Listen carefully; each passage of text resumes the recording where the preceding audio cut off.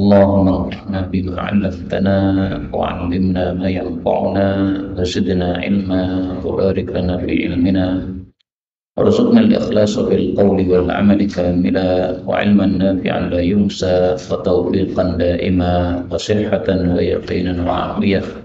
اللهم اشف مرضانا اللهم اشف مرضانا اللهم اشف مرضانا آمين يا رب العالمين. Alhamdulillah, kaum muslimin rahimani wa rahimakumullah. Kita lanjutkan tafsir Al-Quran satu hari satu halaman, dan kita masih membahas surah Al-Ahqaf pada bagian akhir, yaitu pada halaman 505 surah Al-Ahqaf ayat 21 sampai 28 insyaallah ta'ala. أعوذ بالله السميع العليم من الشيطان الرجيم من همزه ونفخه ونفثه. واذكر أخا عاد إذ أنذر قومه بالأحقاف وقد خلت النذر من بين يديه ومن خلفه ألا تعبدوا إلا الله إني أخاف عليكم عذاب يوم عظيم. قالوا أجئتنا لتأفكنا عن آلهتنا فأتنا بما تعدنا إن كنت من الصادقين.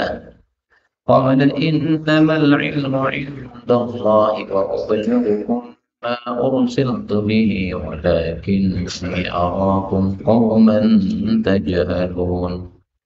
فلما رأوه عارضا مستقبل أوديتهم قالوا هذا عارض ممطرنا بل هو ما استعجلتم به ريح فيها عذاب أليم تدمر كل شيء بأمر ربها فأصبحوا لا ترى إلا مساكنهم كذلك نجزي القوم المجرمين.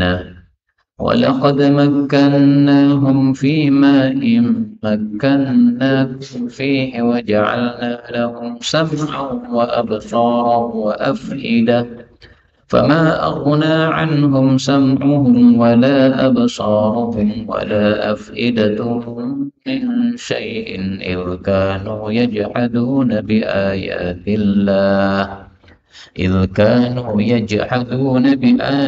الله وحاق بهم ما كانوا به يستهزئون. ولقد أهلكنا من حولكم من القرى وصرفنا الآيات لعلهم يرجعون. فلولا نصرهم الذين اتخذوا من دون الله قربانا آلهة بل ضلوا عنهم وذلك إفكهم وما كانوا يفترون. Alhamdulillahi Rabbil Alamin. Allahumma arhamna bil Qur'ani amin. Kaum muslimin rahimani wa rahimakumullah. Pada ayat-ayat yang kita baca ini ada beberapa kata yang bisa dibaca dengan dua bacaan. Yang pertama pada ayat 23 wa uballighukum. Nah ini baknya boleh disukun menjadi wa uballighukum dan artinya tidak berubah.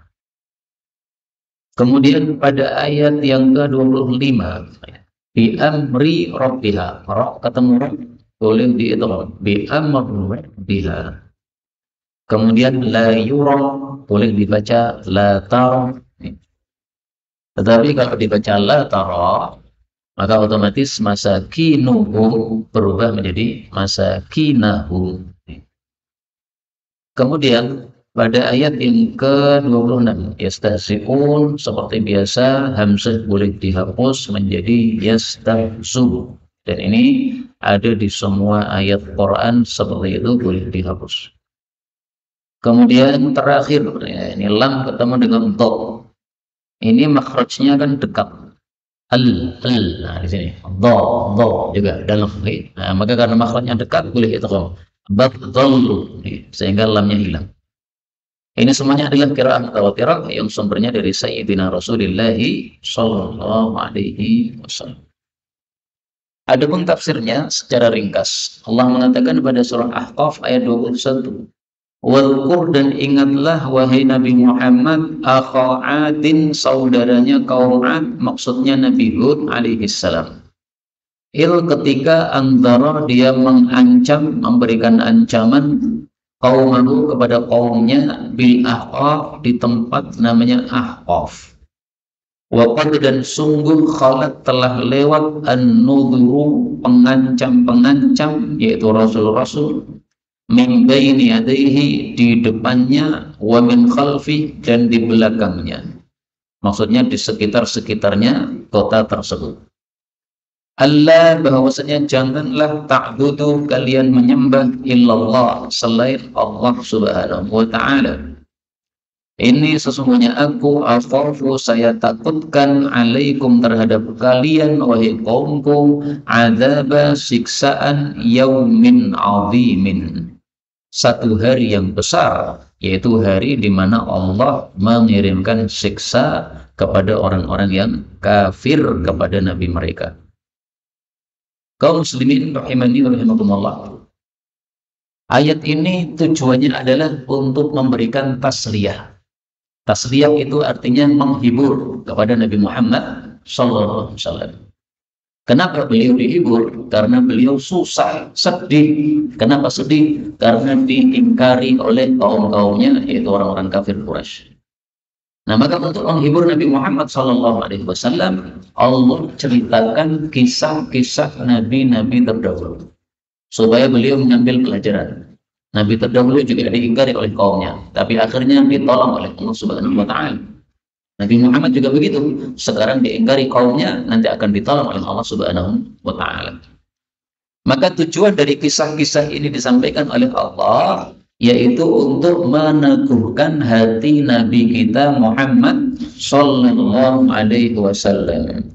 Sebagaimana disebutkan pada surat Al-Furqan ayat 32, kadzalika linutsabbita bihi fuadak. Seperti itulah supaya kami meneguhkan dengan Al-Qur'an ini hatimu, sehingga hatinya teguh, sehingga beliau mantap untuk tetap berdakwah meskipun diingkari oleh kaum-kaum beliau. Demikian juga Allah Subhanahu wa ta'ala mengatakan pada surat yang lain, wa kullan naqussu 'alaika min amba'ir rusul ma nuthabbitu bihi fuadak.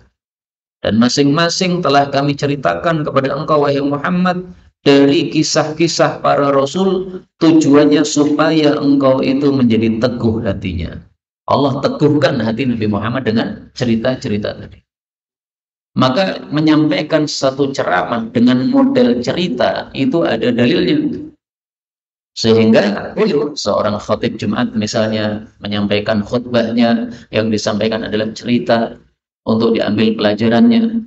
Yang penting jangan terlalu panjang, karena khutbah Jumat sunnahnya tidak panjang-panjang. Ya, diambil cerita yang ringkas, diambil pelajaran. Kemudian kita ambil beberapa faedah di sini. Faedah yang pertama, yang disebut akha Adin, saudaranya kaum Ad, adalah Nabi Hud alaihi salatu wassalam. Tahunya dari mana? Dari ayat yang lain.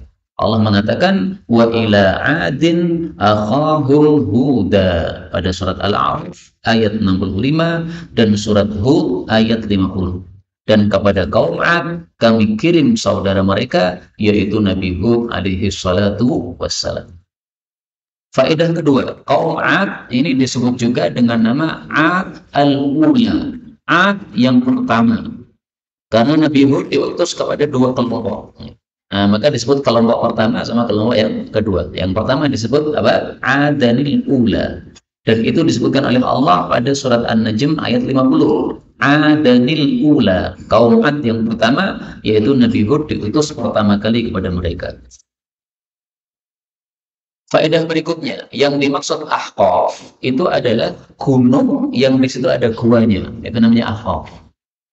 Maka tempat ini disebut Ahqaf. Kenapa? Karena di situ banyak gunung-gunung yang gunungnya mengandung gua. Panjenengan kalau lihat di peta di Yaman, nah itu kan pegunungan. Nah, Ahqaf ini tempatnya di daerah Hadramaut di Yaman. Maka sekarang kalau panjenengan pergi ke Yaman, ke Hadramaut, itu ada universitas namanya Universitas Al-Ahqaf. Itu kan tempatnya di Ahqaf ini. Kemudian Allah ta'budu illallah, jangan menyembah kecuali kepada Allah. Ini dakwah semua nabi, isinya sama, yaitu mentauhidkan Allah Subhanahu wa taala. Jadi para nabi itu dakwahnya, kalau kita perhatikan, nggak ada perbedaan sama sekali. Dan itu sudah dijelaskan oleh Rasulullah Shallallahu Alaihi Wasallam dalam satu hadis yang sahih. Rasulullah mengatakan, al-anbiya'u abna'u 'allatin. Para nabi itu adalah ibunya beda-beda, tetapi bapaknya sama. Maksudnya gimana? Dinul wahid. Agamanya satu, yaitu Islam atau mengesahkan Allah. Tapi kalau ibunya beda-beda, maksudnya syariatnya beda-beda. Apa yang halal untuk Nabi Muhammad belum tentu halal untuk Nabi sebelumnya. Apa yang haram untuk Nabi sebelumnya belum tentu haram untuk Nabi Muhammad SAW. Nah, maka syariatnya bisa beda, tapi tauhidnya sama, ya akidahnya sama, yaitu tauhid kepada Allah Subhanahu wa taala.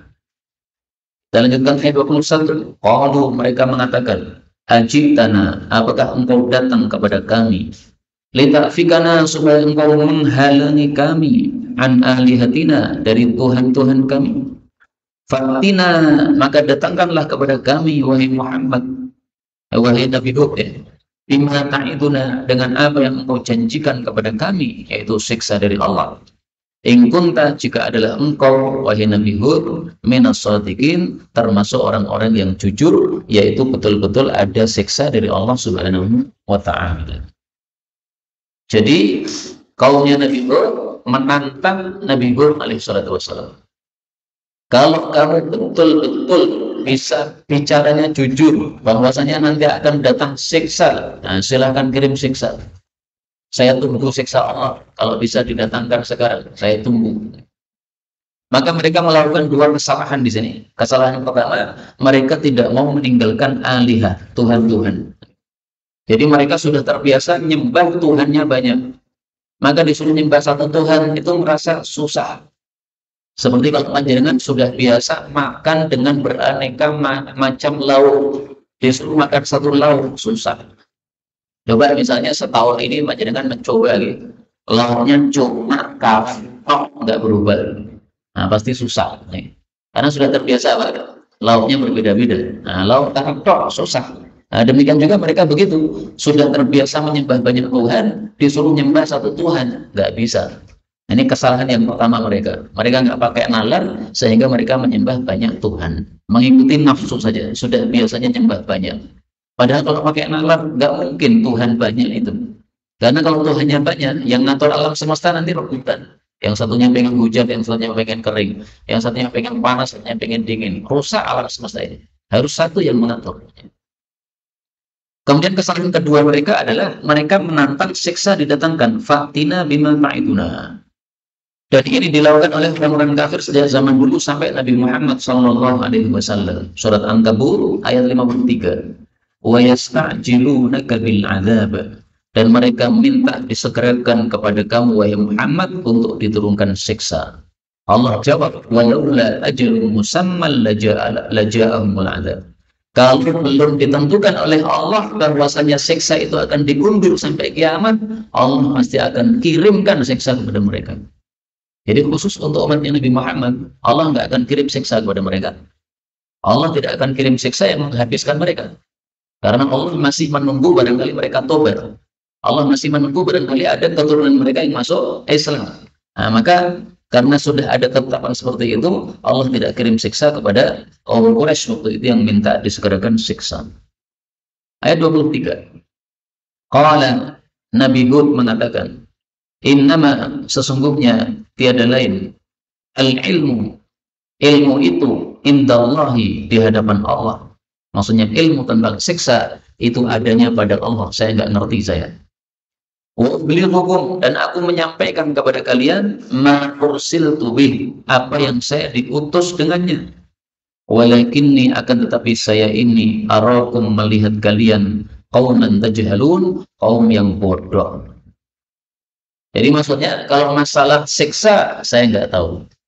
Ilmu tentang siksa kapan turunnya Allah yang tahu, saya nggak tahu. Kalau Allah mengetahui bahwasanya kalian berhak disiksa saat ini, pasti sudah diturunkan saat ini. Tapi karena Allah mengetahui bahwa ini bukan waktunya yang pas untuk diturunkan siksa, makanya kalian tidak dikirimi siksa. Artinya nggak usah minta segera. Nanti kalau sudah pas waktunya pasti akan dikirim oleh Allah Subhanahu wa Ta'ala.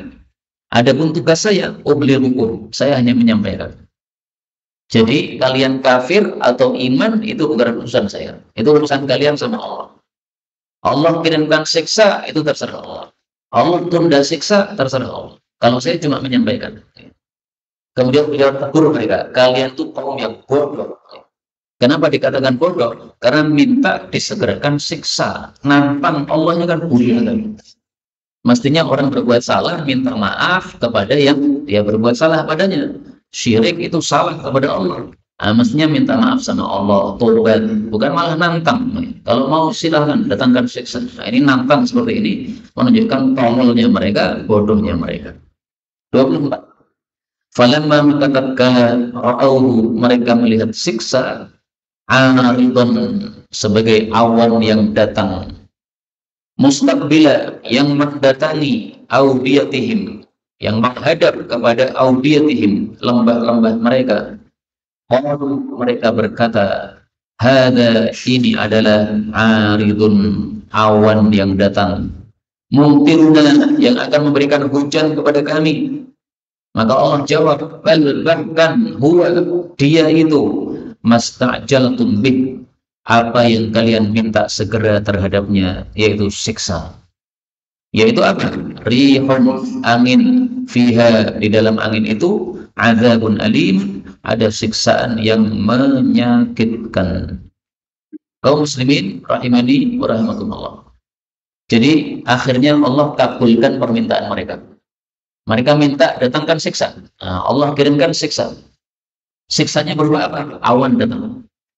Nah, begitu awan datang, mereka mengira, wah, ini akan turun hujan. Karena kebetulan mereka beberapa tahun lamanya tidak turun hujan. Nah, begitu melihat awan, mereka langsung apa? Berharap-harap ini pasti turun hujan. Maka Allah jawab, bal huwa musta'jaltum bih. Ini awan bukan membawa hujan, bukan, tapi awan akan bawa siksa. Maka awan datang, kemudian disertai dengan angin yang sangat kencang. Anginnya apa? Kerjaannya memporak-porandakan semua yang ada di situ, sehingga semuanya hancur. Maka angin ini oleh Allah disebut dalam ayat yang lain sebagai angin yang mandul, ar-rihal aqim. Disebutkan pada surat Az-Zariyat ayat 41. Wa fi 'adin, terhadap kaum 'ad, il arsalna 'alaihim ar-rihal aqim, kami utus kepada mereka, kami kirim kepada mereka angin yang mandul. Kenapa disebut mandul? Karena tidak ada kebaikan padanya sama sekali. Jadi orang Arab menyebut sesuatu yang tidak ada kebaikannya dengan istilah apa? Mandul. Ini angin yang mandul, maksudnya nggak bawa kebaikan sama sekali. Malah membawa kehancuran terhadap yang dikirimi oleh Allah Subhanahu wa Ta'ala siksa tersebut. Kita ambil beberapa faedah. Faedah yang pertama, Rasul Shallallahu Alaihi Wasallam kalau melihat awan datang, maka beliau itu tampak sekali ketakutan wajahnya. Wajahnya jadi merah ketakutan, kemudian beliau maju mundur, bolak-balik, mondar-mandir. Tapi begitu turun hujan, maka beliau baru tenang. Alhamdulillah turun hujan, ini rahmat Allah. Allahumma sayyiban nafi'ah, Allahumma sayyiban nafi'ah, Allahumma sayyiban nafi'ah, 3 kali. Tapi kalau ternyata tidak turun hujan, kemudian awannya pergi, awannya apa? Pergi dan tidak jadi turun hujan, maka beliau mengucapkan Alhamdulillah. Karena awan itu ada kemungkinan bawa siksa, ada kemungkinan bawa hujan. Maka kalau bawa hujan, beliau berdoa kepada Allah. Kalau tidak membawa hujan tapi pergi, akhirnya lenyap, maka beliau bersyukur kepada Allah Subhanahu wa Ta'ala. Mari kita lihat hadisnya. Ini hadisnya sahih, tapi jarang sekali diamalkan orang, sehingga mari kita mengamalkan hadis tersebut. Hadis diriwayatkan oleh Ibnu Majah di dalam kitab Sunannya, bahwasanya Aisyah mengatakan, idza ra'a sahaban muqbilan, Nabi kalau melihat awan datang, min ufuqin minal afaq, dari penjuru manapun, timur, barat, utara, selatan, semua penjuru, taraka ma huwa fi, beliau tinggalkan semua aktivitasnya, wa in kana fi salati, meskipun beliau sedang salat atau sedang berdoa, hatta yastaqbila, maka Nabi pun menghadap kepada awan tadi, fayaqulu, lalu mengucapkan doa, Allahumma inna na'udzubika min syarri ma ursila bih, ya Allah, sesungguhnya kami berlindung kepada Engkau dari keburukan apa yang awan ini diutus dengannya. Nah, ini sunnah yang pertama. Jadi kalau ada awan datang, maka kita menghadap ke arah awan tadi. Kalau awannya di timur, kita menghadap ke timur. Awannya di selatan, kita menghadap ke selatan. Kemudian kita membaca doa ini. Ya Allah, kami berlindung kepada Engkau dari keburukan apa yang awan ini diutus dengannya. Ini pakai bahasa Arab boleh, pakai bahasa Indonesia juga boleh. Karena ini doanya doa umum di luar salat. Fa'in amtor, kalau turun hujan, beliau mengatakan Allahumma sayyiban nafi'a.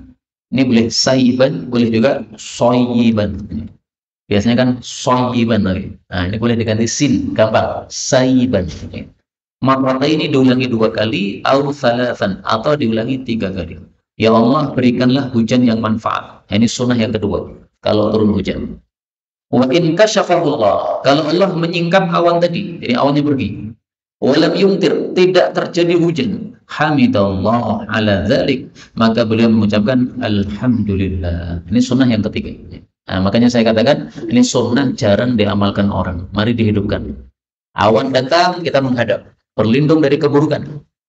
Kemudian kalau turun hujan, minta hujan yang manfaat, 3 kali doanya. Kalau tidak jadi hujan tetapi awannya pergi, nah, ucapkan apa? Alhamdulillah, karena tidak terjadi siksa datang dari Allah Subhanahu wa taala. Ini hadisnya sahih riwayat Ibnu Majah. Aisyah bertanya kepada Rasulullah sallallahu alaihi wasallam, "Idza ra'a ghaiman aw rihan urifa fi wajhihi." Nabi kalau melihat awan atau angin kencang, maka beliau wajahnya jadi berubah, kelihatan ketakutan. Maka Aisyah bertanya, "Ya Rasulullah, sesungguhnya orang-orang kalau melihat awan mereka senang karena berharap akan datang hujan. Tetapi sebaliknya Anda kalau melihat awan, kenapa malah wajahnya ketakutan?" Maka beliau mengatakan, "Wahai Aisyah, ma yu'minni ayyakuna fihi adzabun." Dari mana saya tahu bahwasanya awan itu tidak akan membawa siksa? Bisa jadi karena dulu ada suatu kaum disiksa dengan angin dan awan. Kemudian ada kaum yang melihat siksa, mereka mengatakan ini adalah awan yang akan membuat hujan. Ternyata awan yang membawa siksa dari Allah Subhanahu wa taala. Nah, maka takutnya Rasulullah seperti itu, khawatir akan terjadi seperti yang terjadi pada umat terdahulu. Nah, ini bedanya orang beriman dengan orang kafir. Orang kafir, mereka menantang siksa datang. Orang beriman, belum datang siksa, ada tanda-tanda kekuasaan Allah, sudah ketakutan. Makanya munculnya sejarah sholat gerhana, itu gara-gara Rasulullah ketakutan. Melihat gerhana matahari total, pada waktu itu tahun 10 Hijriah. Maka beliau merasa sangat khawatir, ini barangkali terjadi kiamat, akhirnya beliau langsung ke masjid, mengimami sholat jamaah, sholat gerhana. Nah, itu asal muasal sholat gerhana karena Rasulullah ketakutan terhadap kondisi kiamat. Allah mengatakan pada ayat 25, tudammiru, ayat itu apa? Angin itu menghancurkan kulla syai'in, segala sesuatu, bi amri rabbiha, dengan perintah pemeliharanya. Fa asbahu, maka mereka menjadi la yura, tidak terlihat, illa masakinuhum, kecuali tempat tinggal mereka. Kadzalika, seperti itulah, najzi, kami membalas al-qaumul mujrimin, kaum yang berbuat dosa. Jadi angin tadi menghancurkan segala sesuatu. Kata-kata segala sesuatu bukan berarti segala sesuatu tanpa kecuali. Ya, maksudnya segala sesuatu yang dikehendaki oleh Allah untuk hancur. Yang tidak dikehendaki oleh Allah hancur, yang tidak hancur.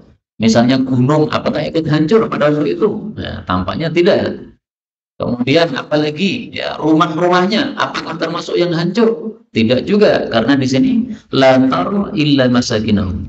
Kamu tidak melihat kecuali tempat tinggal mereka. Berarti tempat tinggalnya masih ada. Orang-orangnya saja yang dihancurkan oleh Allah Subhanahu wa taala supaya tempat tinggal mereka sebagai tanda ya bahwasanya dulu pernah ada kampung di sini, sudah masih ada, dulu ada penduduknya di sini, tapi dihabisi semuanya oleh Allah Subhanahu wa taala sampai tidak tersisa sama sekali. Disebutkan lebih lengkapnya pada surat Az-Zariyat ayat 42. Ma tadharu min syai'in atat 'alaihi illa ja'alathu karramin. Angin itu tidak mendatangi segala sesuatu kecuali menjadikannya menjadi romim, yaitu seperti sesuatu yang sudah usang. Di manusia kena angin tadi tiba-tiba langsung mati geledah. Seperti apa, barang yang sudah lama usang sehingga dia sudah tidak, bekas kehidupan tidak ada lagi pada tubuhnya. Tambah dia sudah mati lama padahal baru saja terkena angin tersebut. Nah, itu dahsyatnya angin yang dikirim oleh Allah Subhanahu wa taala.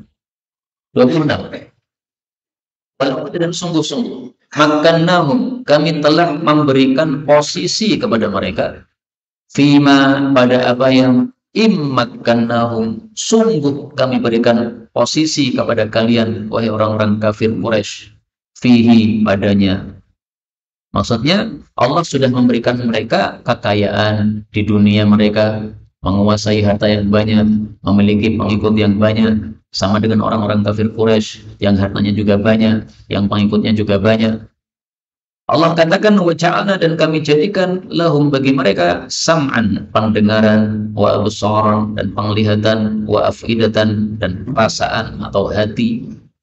Fama aghna, maka tidaklah berguna, anhum, terhadap mereka, sam'uhum, pendengaran mereka, wala absaruhum, tidak pula penglihatan mereka, wala afidatuhum, tidak pula hati mereka, min syai'in, sedikit pun, il, ketika kan adalah mereka, yajhaduna, mendebat atau membantah, bi ayatillahi, ayat-ayat Allah, wa bihim, dan meliputi terhadap mereka, makanu, apa saja yang adalah mereka, bihi, terhadapnya, yastahzun, mengejek. Maksudnya siksa yang mereka ejek meliputi mereka sehingga mereka tidak bisa lari darinya. Jadi maksudnya Allah Subhanahu wa taala memberikan ancaman kepada orang-orang kafir Quraisy. Kamu perhatikan, dulu di kampungnya Ahqaf itu ada orang-orang, tapi tersisa bangunan-bangunan, orangnya sudah habis semuanya karena apa, mendustakan nabi mereka. Nah, maka maksudnya Allah adalah jangan sampai apa yang terjadi kepada kaum Ahqaf tadi mengenai juga terhadap kalian yang ada di Mekah, karena kasusnya sama.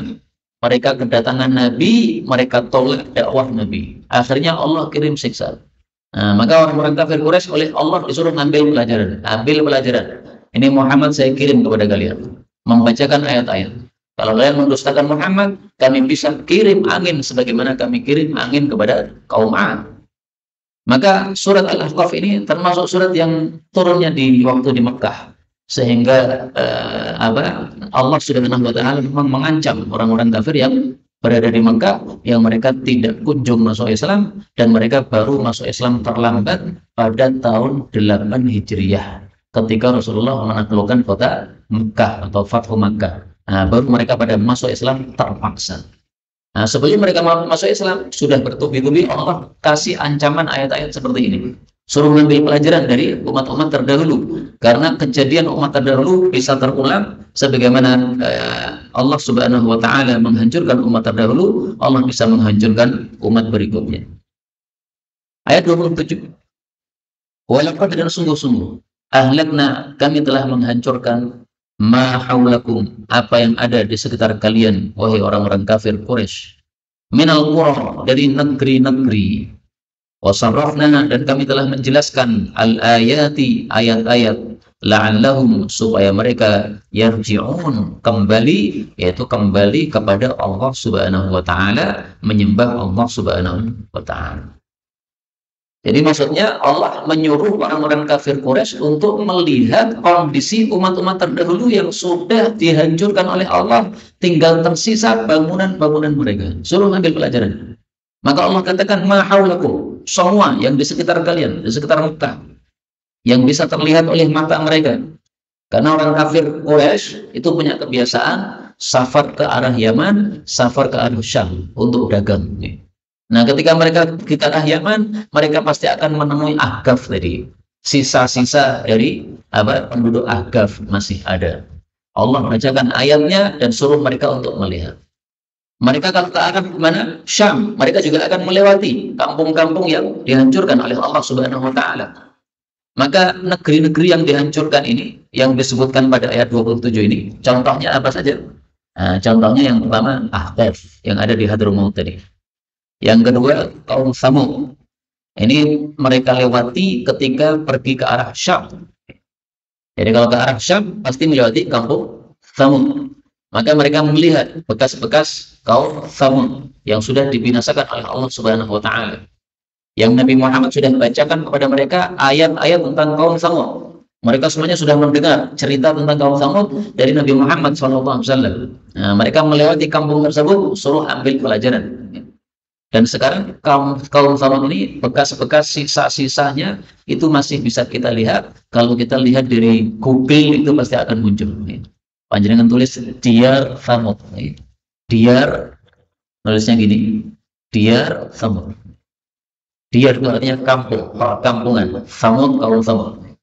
Tulis Diyar Tsamud tidak akan muncul.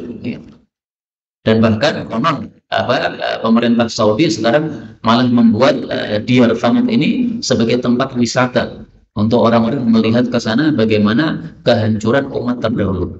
Tapi sebenarnya menjadikan Diyar Tsamud sebagai tempat wisata ini tidak tepat sama sekali.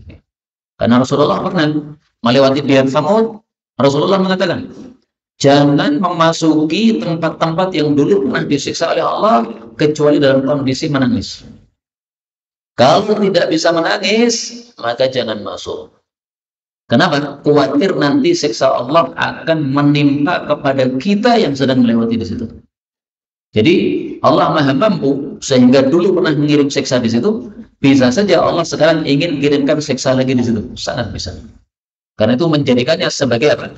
Tempat wisata sangat-sangat tidak tepat. Ya mungkin boleh lah untuk tempat wisata, tapi dikasih syarat ya. Berwisata ke sana harus nangis, nggak nangis nanti didenda ya, 1 miliar atau 1 triliun. Nah, maka apa? Tidak boleh masuk kecuali nangis sesuai perintah Rasulullah SAW. Ada lagi Sabah. Nah, Sabah mereka lewati karena Sabah adanya di negara Yaman, sehingga mereka kalau pergi ke arah Yaman melihat kampung Sabah. Ada lagi Madian. Ini mereka lewati ketika menuju ke arah Gaza atau Ghazah bahasa Arabnya, ke arah Palestina. Nah, maka dimanapun mereka pergi untuk safar itu pasti melewati kampung-kampung yang sudah dihancurkan oleh Allah Subhanahu wa taala. Demikian juga Buhairah. Buhairah itu adalah danau untuk kaumnya Nabi Lut. Jadi kaumnya Nabi Lut itu kan lesbi mereka dan homo mereka. Nah, oleh Allah kemudian ditimpui kampung mereka. Kampungnya diambil oleh malaikat Jibril, naik ke atas ke langit, kemudian dibalik oleh malaikat Jibril. Setelah itu jadi genangan air di sana. Nah, maka sisa-sisanya adalah danau. Dan inilah cara Allah menghancurkan orang-orang yang melakukan homo atau lesbi. Karena itu para ulama sepakat orang melakukan homo hukumannya adalah dibunuh. Kenapa? Karena kaum Nabi Lut juga dibunuh semuanya oleh Allah Subhanahu wa taala. Tidak ada yang tersisa sama sekali. Kemudian ayat berikutnya, ayat 28 terakhirnya. Falaula, maka kenapakah tidak nasaruhum menolong mereka alladzina takhadhu, arca-arca yang mereka jadikan min dunillahi, dari selain Allah, qurbanan, sebagai pendekatan diri, alihatan, yaitu berupa Tuhan-Tuhan, yaitu Tuhan yang mereka sembah. Bal bahkan dallu anhum, Tuhan-Tuhan itu lenyap dari mereka. Wadzalika, dan itulah ifkuhum, kedustaan mereka. Wa ma kanu yaftarun, dan apa-apa yang mereka buat-buat, yaitu membuat-buat kebohongan atas nama agama. Mereka mengatakan bahwa ini adalah Tuhan-Tuhan yang berhak disembah selain Allah, yaitu kebohongan yang mereka buat-buat. Jadi maksudnya ayat ini bertanya kepada mereka, ketika Allah turunkan siksa, mana Tuhan-Tuhan yang mereka sembah katanya bisa menyelamatkan, kok tidak bisa menyelamatkan sama sekali? Nah, maka sama dengan orang-orang kafir Quraisy juga. Mereka punya Tuhan yang banyak, Katanya menyembah 7 Tuhan, yang satu di langit yaitu Allah, yang 6 di bumi. Nah, ketika turun siksa, apakah 6 itu bisa menyelamatkan? Ternyata nggak bisa berbuat apa-apa sama sekali. Karena memang arca itu yang membuat justru manusia. Dibuat dari kayu, dibuat dari batu. Nah, berarti benda padat yang tidak bisa berbuat apa-apa, tapi malah mereka sembah sendiri. Maka orang-orang kafir itu memang mikirnya gimana kita nggak bisa apa? Nyanda mikir mereka itu. Kenapa kok menyembah patung yang mereka buat? Aneh kan?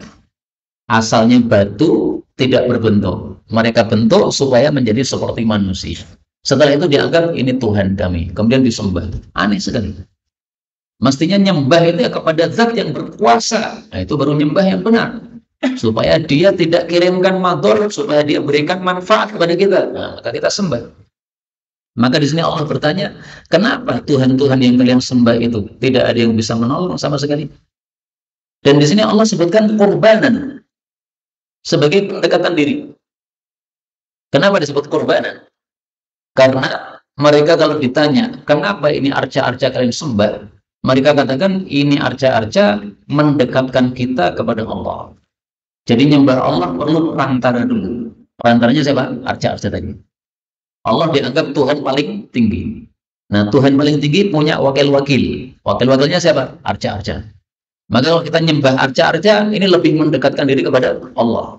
Maka disebut sebagai korbanan, ya, pendekatan diri kepada Allah. Ini adalah satu kebatilan yang luar biasa.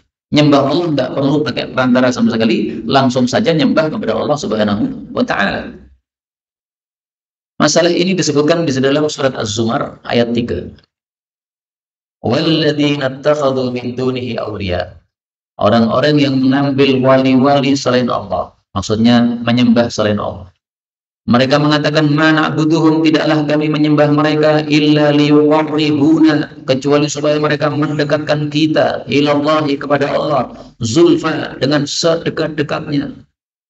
Ini tingkahnya orang-orang kafir begitu, menyembah Allah pakai perantara. Nah, orang beriman diajari oleh Nabi Muhammad SAW nyembah Allah langsung, nggak usah pakai perantara. Maka panjenengan sholat nyembah langsung kepada Allah Subhanahu wa Ta'ala, tidak perlu pakai perantara. Kemudian setelah sholat kita berdoa, doa langsung minta sama Allah, nggak perlu perantara. Maka tidak usah mau doa datang ke kuburan dulu, nggak perlu begitu.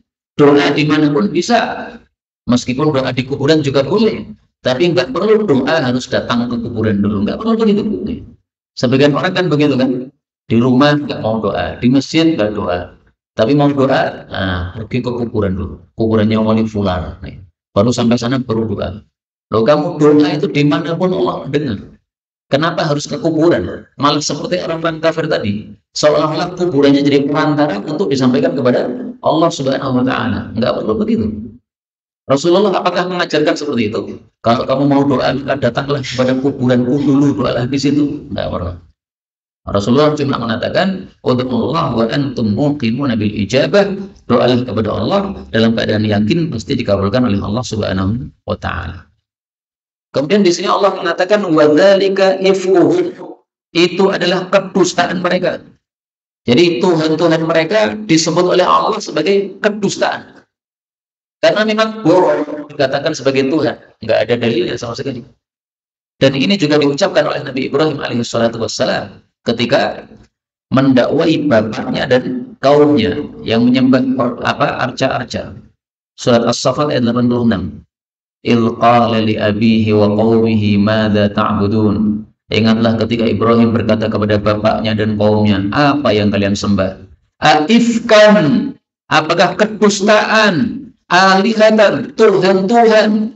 Jadi Tuhan tapi Tuhan dusta, Tuhan bohong, Tuhan palsu.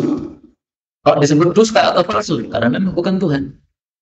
Tuhan yang semestinya adalah yang berkuasa. Ini nggak punya kekuasaan sama sekali. Maka oleh Nabi Ibrahim disebut ifkan, ya, kedustaan. Alihatan, Tuhan tapi dusta, Tuhan tapi palsu. Dunallah selain Allah, turidu, kalian kehendaki. Nah, maka kaum muslimin rahimani wa rahimakumullah, kita bersyukur kepada Allah, kita sudah diberi hidayah masuk Islam, menyembah Allah. Marilah Islamnya diperbaiki supaya diterima oleh Allah Subhanahu wa Ta'ala dan kita semuanya mendapatkan husnul khatimah. Amin ya rabbal alamin. Walhamdulillahi rabbil alamin. Benarnya dari Allah, Kalaupun ada salahnya, fa astaghfirullahal azim li wa lakum walhamdulillahi rabbil alamin.